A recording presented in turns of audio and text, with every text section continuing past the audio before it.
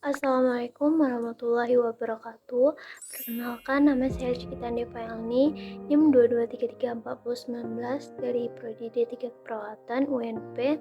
Baiklah, di sini saya akan mempresentasikan tugas dengan mata kuliah Manajemen Keperawatan yang mana membuat video mengenai konsep dasar manajemen keperawatan. Baiklah, untuk materi pertama yaitu mengenai pengertian dari manajemen itu sendiri. Manajemen secara umum didefinisikan sebagai upaya yang dilaksanakan untuk mencapai suatu tujuan melalui orang lain. Yang perlu diketahui yaitu mengenai tujuan, bagaimana upaya dan melibatkan sekelompok orang. Selanjutnya yaitu pengertian dari manajemen keperawatan. Manajemen keperawatan adalah suatu proses bekerja melalui upaya anggota staf keperawatan untuk memberikan pelayanan keperawatan, pengobatan, dan bantuan terhadap para pasien. Dan tugas manajer keperawatan adalah merencanakan, mengorganisir, memimpin, serta mengontrol keuangan, material, dan sumber daya manusia yang ada untuk memberikan pelayanan keperawatan seefektif mungkin bagi setiap kelompok pasien dan keluarga mereka. Selanjutnya itu proses manajemen keperawatan. Menurut Henry Fayol, ada 5 fungsi manajemen yaitu planning, organizing, command, coordination, dan control. Sedangkan menurut Luther Gulick atau modifikasi konsep Fayol, ada 7 aktivitas manajemen yaitu planning, organizing, staffing, directing, coordinating, reporting, dan budgeting. Sedangkan menurut Marquis dan Hutton ada 5 yaitu planning, organizing, staffing, directing, dan controlling. Selanjutnya yaitu proses manajemen keperawatan dapat juga dilihat dari pendekatan sistem, yaitu sebagai sistem terbuka di mana masing-masing komponen saling berhubungan dan berinteraksi serta dipengaruhi oleh lingkungan. Ada 5 elemen utama yaitu input, proses output, kontrol, dan feedback. Selanjutnya yaitu peran dan fungsi manajemen keperawatan. Yang pertama yaitu planning.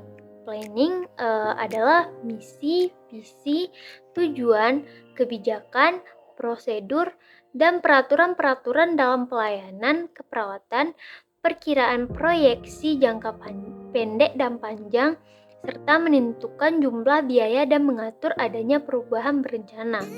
Yang kedua yaitu organizing, yaitu struktur organisasi, model penugasan keperawatan, job description, dan memahami serta menggunakan kekuasaan dan otoritas yang sesuai. Selanjutnya yaitu staffing. Staffing adalah kegiatan yang berhubungan dengan kepegawaian, rekrutmen, wawancara, mengorientasikan staf, menjadwalkan dan mengsosialisasikan pegawai baru serta pengembangan staf. Selanjutnya yaitu directing, yaitu pemberian motivasi, supervisi, mengatasi adanya konflik, pendelegasian, cara berkomunikasi, dan fasilitas untuk kolaborasi. Dan selanjutnya yaitu controlling, yaitu pelaksanaan penilaian kinerja staf, penangguhjawaban keuangan, pengendalian mutu, pengendalian aspek legal dan etik, serta pengendalian profesionalisme asuhan keperawatan. Selanjutnya yaitu prinsip-prinsip manajemen keperawatan menurut Fayol. Yang pertama yaitu pembagian pekerjaan.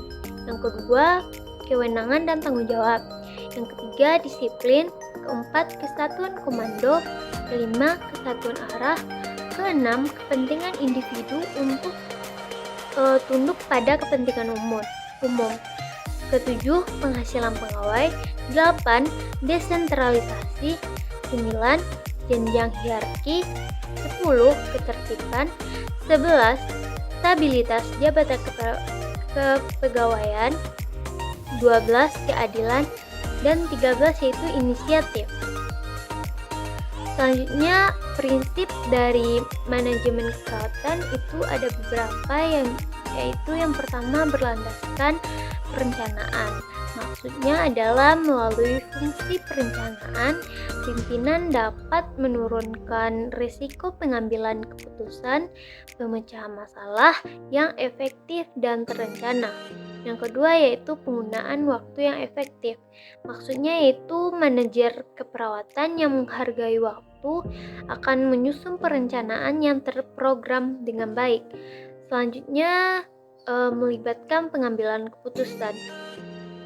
Dan yang keempat yaitu memenuhi kebutuhan asuhan keperawatan. Maksudnya adalah pasien merupakan fokus perhatian manajer perawat. Kepuasan pasien merupakan poin utama dari seluruh tujuan keperawatan. Dan yang kelima yaitu terorganisir sesuai kebutuhan organisasi. Maksudnya pengorganisasian dilakukan sesuai dengan kebutuhan organisasi untuk mencapai tujuan. Dan yang keenam yaitu pengarahan, yang itu merupakan elemen kegiatan manajemen keperawatan. Selanjutnya itu memotivasi karyawan, yaitu untuk memperlihatkan penampilan kerja yang baik. Selanjutnya menggunakan komunikasi yang efektif, yaitu mengurangi kesalahpahaman dan memberikan persamaan pandangan, arah, dan pengertian di antara pegawai. Selanjutnya pengembangan staf, yaitu sebagai upaya persiapan perawat pelaksana menduduki posisi yang lebih tinggi atau upaya manajer untuk meningkatkan pengetahuan karyawan. Dan yang terakhir yaitu pengendalian. Maksudnya di sini adalah penilaian tentang pelaksanaan rencana yang telah dibuat, yaitu pemberian instruksi dan menetapkan prinsip-prinsip melalui penetapan standar, membandingkan penampilan dengan standar dan memperbaiki kekurangan, yaitu manajer dan administrator bekerja sama dalam perencanaan, dan pengorganisasian serta fungsi-fungsi manajemen lainnya untuk mencapai tujuan yang telah ditetapkan.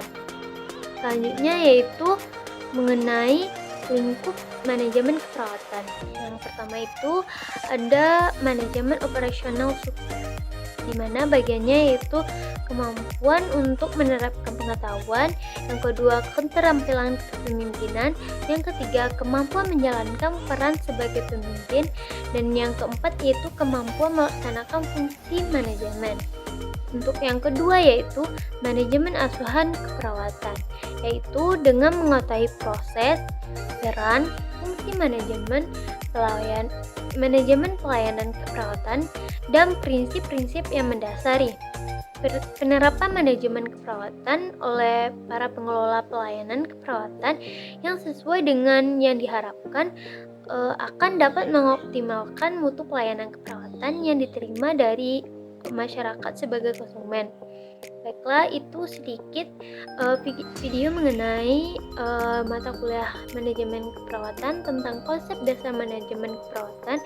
Baiklah, jika ada salah kata saya mohon maaf. Assalamualaikum warahmatullahi wabarakatuh.